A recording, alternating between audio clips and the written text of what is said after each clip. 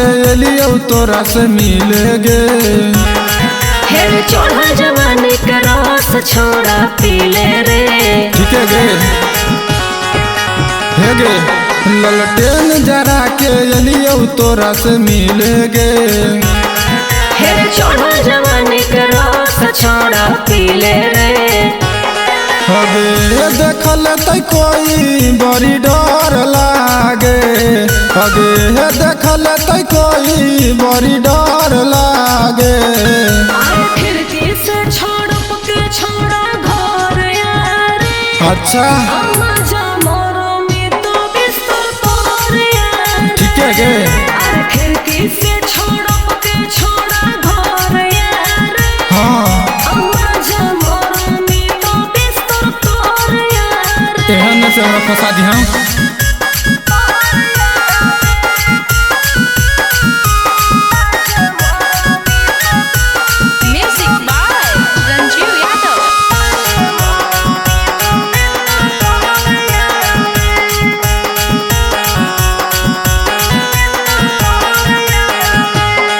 अगे माजा के चक्कर में साजा मिलते गे।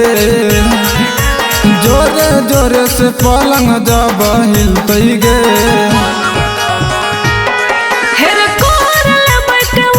छोड़ा बंद रे सच में गे।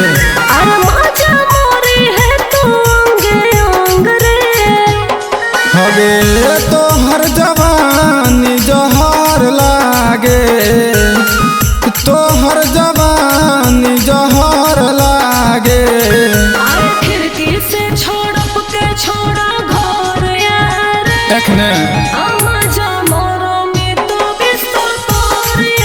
आबै छियो।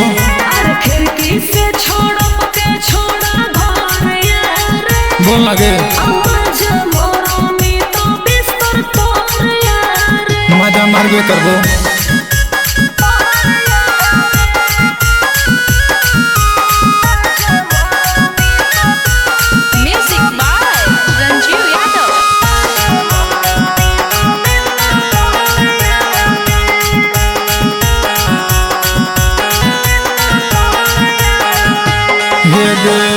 आबे न पाजा में सट जो न गे। दहिया से दहिया लिपट जो न गे। हेरे माजा खूब मार छोड़ा तोरे दोन हो। अरे ले ले रे बिजइया जबले तोर मन हो। अगे दीपका यजितवा राजा तोर भर लागे। दीपका यजितवा राजा तोर भर लागे। खिड़की से छोड़ के छोड़ा घर यार। आबै छियो गे।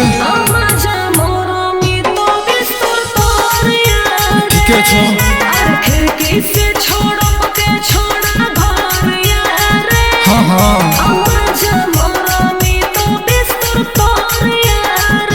एहन जे हमरा फंसा के बियाह करा दी। हम